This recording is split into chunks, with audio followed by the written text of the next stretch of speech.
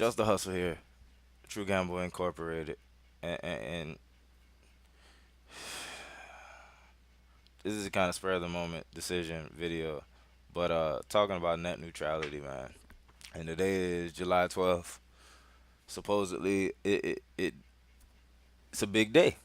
Um you know what? I'm gonna let somebody else do the work for me. Keeping it real. It is what it is. Hello, I'm a special news person, and here's a special report of some news, because today is kind of a special day, and I'll tell you why in a second, but first, we need some background on net neutrality. Hey, wake up! Hey! Look, I know it's a snoozer capoozer, or a yawner capoozer, but it's important, and today is like the last time it'll matter, so let's do this!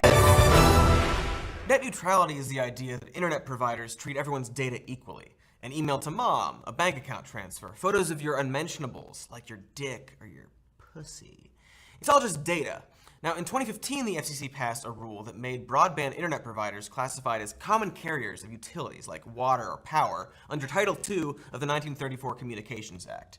This prevents the blocking of sites, throttling of data speeds, and keeping ISPs like Verizon or Time Warner from giving paid prioritization of content or websites. Then, a few months ago, this guy, as FCC chairman and former Verizon lawyer, proposed that the agency repeal its 2015 Title II classification, which brings us to a perfectly decent analogy that will do just fine for our purposes right now. Think of the internet as the power in your house. Websites are outlets, but the main power line is the internet service provider. Some outlets are used more than others. You use the outlet by your bed a lot more than you use the one in your closet. Unless you're Harry Potter. Harry Potter reference for the Harry Potter fans. Anyway, power is just power, right? You don't need to pay per outlet. They can't make power to your fridge weaker than power to your alarm clock. Ripping away Title II doesn't ensure that AT&T, Verizon, Comcast et al. Will start widespread throttling, blocking censorship, and charging extra fees, but it doesn't make sure they can't. Pretty good idea. Just make sure they can't. It's like the GOP House version of Trump Care, which didn't explicitly say that a provider can discriminate against those with pre-existing conditions, but it also didn't say they couldn't. And if we know anything about monopolies and oligarchies and just capitalism, if you don't tell a company they can't do something and that something can make them money, they're going to do it. After all, the villains here are, old wealthy white men. I wish I was one of those. Someday. So basically, declassifying ISPs would mean there is nothing stopping these people from packaging certain websites together and making your internet service plans look like this. Another possibility is that we'll have internet fast lanes and slow lanes, depending on how much you pay a month. But if we stick with Title II, broadband will be treated as a utility, allowing the government to make sure things like this don't happen. But it's not just the pricing. This would also allow, like Comcast, who owns NBC, to make sure that NBC.com playback is Italian chef kissing fingers, but ABC.com playback would be Italian chef taking a shit on a pizza, but it's dog shit. So like, how did that dog turd get up that Italian chef's butt from to poop out a dog's turd? Anyway, ISPs are already doing this. So what's keeping ISPs from just blocking your ability to go to whatever sites you want? Do we have a Star Wars crawl for that?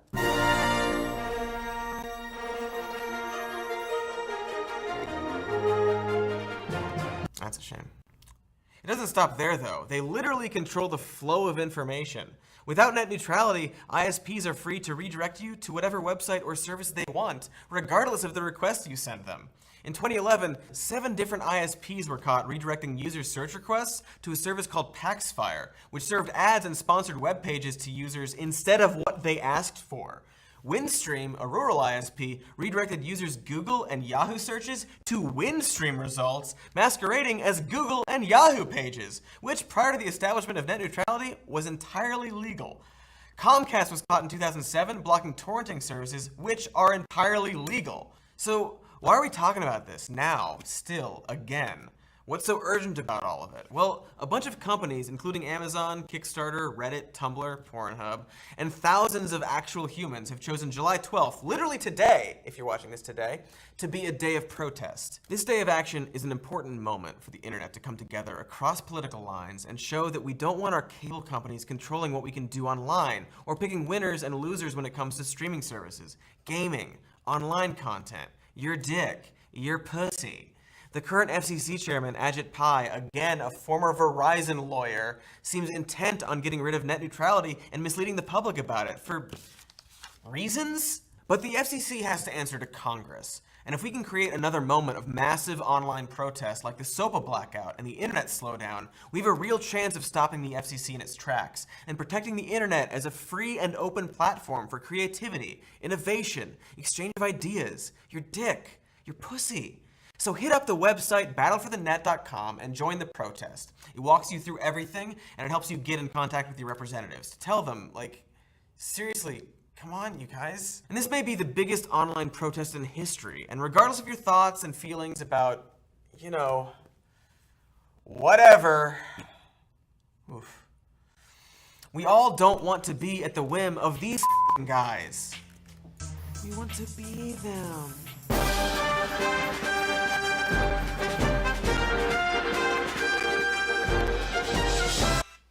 Alright, so I'm gonna show one more video to expound on the significance of this, cause I don't think people grasp the gravity of certain situations. We live in a world now, or we live in a country now, if you live in the United States, that is controlled by corporations, the powerful, the wealthy, those who have services to provide, but services that we have grown accustomed to, and those services can be taken from us if this company so chooses to. Like we are living in a world where that is not only possible, but something that is happening, if not solely, deliberately, and we need to be proactive about our knowledge of those situations. We once lived in a world where you did not have to be considered a person. You could be considered property on many levels, doing many things. Indentured servitude is still technically a thing. You know what I'm saying? But yeah, one more. Much And I'm not business. even gonna let this ride. Well, thanks. First of all, you're going to lose your customers if you don't give them the service they're paying for. And second, why wouldn't you want to lay down more cable and expand your business? Wouldn't that make you more money? It would make so much sense if Comcast's reply was, gee, Netflix, you're right. We don't want to lose customers. We want to lay more, bigger cable, expand our business, and make more money. But as anyone who pays for their own internet and has tried comparison shopping knows, that's not how it works. Comcast can reply, first of all, we're not going to lose customers. What can they do? Move somewhere else that has cables laid down by one of our very good friends? Second of all, we don't need the business from delivering your content. We can already charge as much as we want. Look, this sucker is paying almost $100 a month for 10 megabytes a second on a good day. Third, Netflix competes with their own video content. If Netflix is unwatchably slow and people leave to watch cable TV, which we've conveniently packaged in with their internet service, that's a win-win, and both wins are for us. Fourth, when your site doesn't load, it may be our fault, but the customer doesn't see us artificially restricting the data they ordered, they see you being slow, so pay up. And Netflix did. This already happened. Truth is, there's a lot of homes and businesses where the local internet service provider has a monopoly. Capitalism does not work when monopolies block the way between producers and consumers. That's not rhetoric, it's math. Capitalism doesn't work when it's impossible for new businesses to emerge in a market. Look at how much trouble Google is having with Google Fiber, and they're Google. In many parts of the US, there's a good chance that Comcast is your only option. You'll pay for internet because you need internet, but you'll be paying 3 times as much as people are paying for the internet in Seoul or Tokyo, for service that's 10 times slower. We're being artificially held back on purpose. When you order a book, the delivery truck drives on their own driveways, public roads, toll roads, the private lane that goes to the bookstore's warehouse, all the way to your street and outside your house. And then, in this allegory, you pay Comcast to hire a company to make and maintain a driveway so that the Comcast trucks can get from the road to your house. And because they built that driveway, only their trucks are allowed to use it. If you lived in Tokyo, you'd have a nice, wide, perfectly paved road, but Comcast made you a little dirt road full of potholes. You'd like Comcast to fix it, or to hire someone else to, but there's no one else to hire, so instead of fixing it, Comcast charges you even more and still doesn't fix it. Here's the officially proposed rule the FCC is considering. Internet service providers must offer some amount of access to all legal internet things, but they can offer a fast lane to certain content providers. This sounds like maybe Comcast and Netflix collaborate to put in a special cable all the way from Netflix right to your home to get super fast Netflix service. But that's not what this fast lane is. It's not even a nice new paved driveway. The fast lane means that Comcast puts a gate in front of your driveway. The Netflix trucks are allowed in right away because they paid off the gatekeeper. You invite your friend over and your friend has to wait outside the gate for a while, even when no one else is using your driveway. If you want to watch Netflix right now, yes, you should be able to prioritize Netflix's data and slow everything else down. But if after that you want to torrent the latest Vi Heart video, there's no technical reason you shouldn't be able to put that in the fast lane. You're not paying your ISP for content, you're paying them to deliver the content you choose. Except they decided maybe they do want to control what content you can choose, and the FCC's proposed rule would make that officially okay, which is a huge reversal of the FCC's position that happened when Tom Wheeler, a former cable lobbyist, became chairman. In 2004, the FCC basically said, hey, ISPs, we made some network neutrality rules for you. Yay, open internet. And then Comcast started throttling BitTorrent, which was against those rules. There was a court case that Comcast won with the argument that the FCC couldn't legally enforce those rules because they weren't official enough. So the FCC created the Open Internet Order of 2010 and voted on it and passed it, and finally net neutrality had real official rules. And Verizon took the FCC to court and was like, are you sure those rules are for us? Because they look a lot like the rules for common carriers, and we're not common carriers, so we're thinking those rules don't apply to us. And Verizon won. So if the FCC can't enforce their own rules because ISPs aren't classified as common carriers, a lot of people think that the FCC's next move should be to classify ISPs as common carriers. Basically, a common carrier can't discriminate among the things they carry. Airlines and telephone companies are common carriers, so Apple can't pay Virgin America to not let any Microsoft employees on their flights. T-Mobile can't purposely drop your call when you're trying to order a pizza if Domino's won't pay them a cut of the order. Up till recently, ISPs have been acting like common carriers. They built their businesses on customers' expectations that they were common carriers, like other telecommunication services, and with the benefit of the legal protection given to telecommunication services, such as not being liable for the content that moves through their cables. In 1998, the Digital Millennium Copyright Act thing happened, which gave ISPs more protection from liability for their users' actions. Still back when ISPs acted as if they were common carriers. Right now, ISPs control content without being liable for that content. The Telecommunications Act of 1996 helped ISPs become big and powerful. They merged and formed monopolies, and then they decided it was in their best interest not to be considered a telecommunications service, but an information service, which would be less regulated, and also have fewer protections, but since they were now protected by the DMCA, that wasn't a problem. There were a bunch of hearings, they won, they lost, and then in 2005 they managed to convince 6 out of 9 judges that even though the internet is a telecommunications service, they also do other things, and the Telecommunications Act that would have classified them as a common carrier telecommunications service does not clearly state that they have to be classified that way, even if they do other things. So the obvious response would be to make them officially and explicitly classified as Title II common carriers, and in 2014 the internet came together and with massive effort convinced the FCC to indeed classify them that way, which went through in 2015. Great. Except now it's 2017, and the government is fixated on undoing things rather than doing things, and a former Verizon lawyer is in charge. Also, since 2014, Verizon acquired AOL and Yahoo, which includes Tumblr, so without net neutrality, Verizon could do innovative things like prioritize AOL email, Yahoo searches, and Tumblr social networking, while making their competitors unusually slow or charging them a hefty fee. Maybe there's a hypothetical world in which marketplace competition economics allows consumer choice to move ISPs in a positive, innovative direction.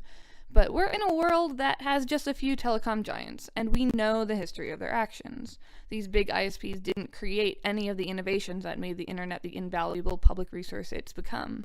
The internet was invented by government-funded research, not ISPs. It proliferated through university networks, not ISPs. ISPs grew from regulated Title II telecom services with regulated infrastructure, because you can't just let everyone run their own cable down the street, beam whatever frequencies they want from their rooftops, and send communication satellites into space. Some would say those rules impose on our freedom, and it's true, civilization means giving up some freedoms in pursuit of more fundamental freedom and equality. When a company profits from making use of our common resources, it's okay to demand they use them fairly. And the beautiful thing is that most people agree. It's an action we can take together for each other without hurting anyone or making sacrifices. So let's start with this and see how it feels.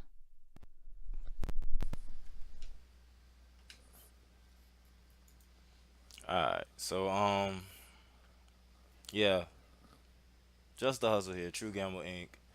Man, check out battleforthenet.com. Please. I'm literally about to do it right now. Uh, I truly hope that you will also check it out. You know, go on, fill out the information. They already have they already have a clear and definite letter explaining why you don't want it to be like this. Basically, what everybody should be saying. But if you don't like it, you can read through it, change it. You can write your own letter. But yeah, this is a big deal. Um, we we really need to we really need to come together and stand as humanity, get some things done. But just the hustle, man. Hoping that this recorded correctly. Check us out at True Gamble Inc. YouTube, Twitter, Twitch, Facebook, yada yada. Shameless plug. But most importantly, battleforthenet.com. Let your voice be heard. This is important for not only you, me, your children, your children's children. Um, the internet is like water now. We thrive on the information that we receive off the internet. Some valid, some fictional. It's up to us to try to keep that as a medium we all can use. With that being said, deuces.